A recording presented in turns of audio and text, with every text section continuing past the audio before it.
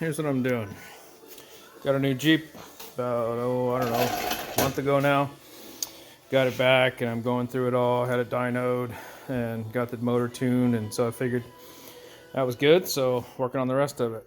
I'm gonna rip out all this steering stuff here. I've already taken off the knuckles that were on there because they were all chewed up. These are the knuckles that were on there, stock knuckles, and they're all wallowed out and screwed up. So I got some solid axles with some Egan Fabrics high steer arms. Went ahead and picked up a 13 bolt.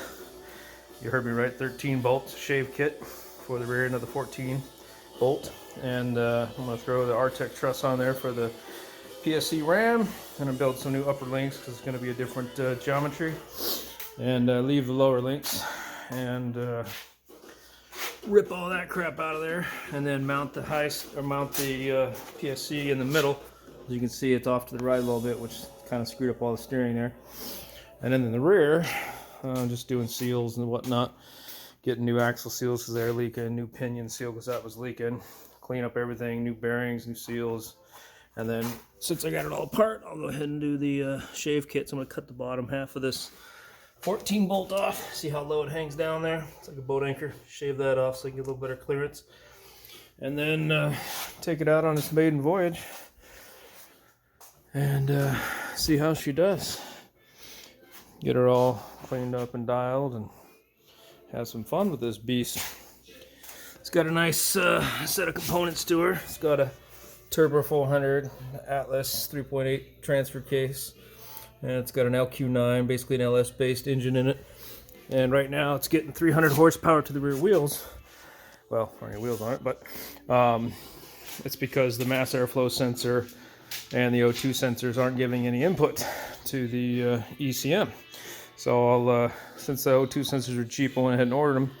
And I'll throw them in there, and then I'll throw a mass airflow sensor on there, take it back to the dyno and have them, well actually I'll test out the old ones, make sure they're toast, put the new ones in anyway, and then get her all dialed up.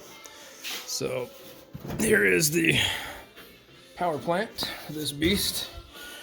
Nice 6-liter LQ9 out of a Chevy Silverado. So I'm pretty happy with it. Anyway, that's that. Hopefully I'll have this steering done by next weekend, maybe the following weekend. We'll see how things go. Yeah, I got the front end out of it, and I'll clean up after this and call it a night.